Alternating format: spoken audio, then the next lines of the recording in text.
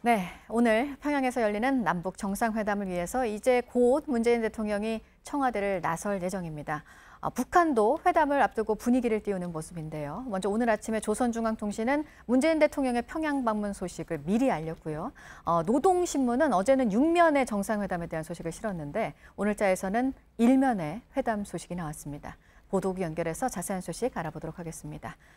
먼저 이 소식부터 볼까요? 긴급 소집된 유엔 안보리 회의, 대북 제재를 두고 러시아와 미국이 설전을 벌였는데 한편에서는 오늘 그 정상회담 성과에 대한 기대감도 보였다고요? 네, 그렇습니다. 미국과 러시아가 대북 제재를 놓고 설전을 이어간 가운데 나머지 안보리 이사국들은 이 대북 제재를 지렛대를 삼아서 평양 정상회담에서 실질적인 비핵화 조치가 도출돼야 한다고 강조했습니다.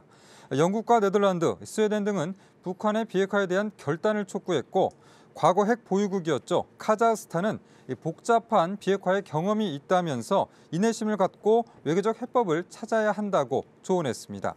한편 중국도 외교부 브리핑을 통해 한반도 비핵화의 조기 실현과 또 동북아 지역의 안정을 위해서 노력해 나갈 것이라고 밝혔습니다.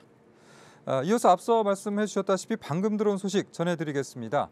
북한 노동당 기관지 노동신문에서 남북 정상회담 소식이 1면에 나왔다는 내용입니다.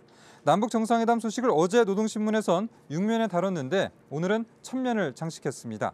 노동신문은 남한의 문재인 대통령이 평양을 방문한다고 밝히고 또 세부 내용으로 조선반도의 평화와 번영, 통일을 위한 판문점 선언의 이행으로 오늘 남북 정상회담이 펼쳐지게 됐다면서 새로운 역사를 펼쳐가자며 남북관계 발전을 더욱 가속화하는 계기가 될 것이라고 보도했습니다.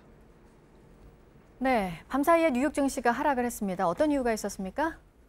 네, 뉴욕 증시의 그 주요 지수들이 미국의 중국 추가 관세 부과에 대한 우려로 하락 마감했습니다.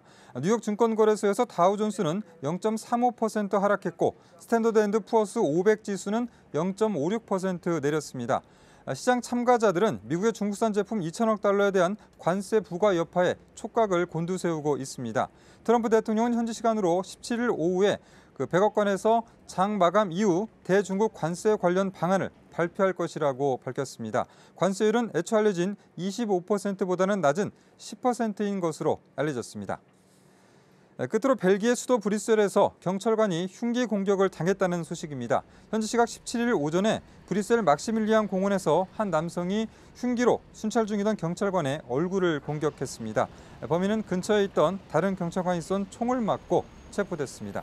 지금까지 아침엔 지금 JTBC 이재승입니다.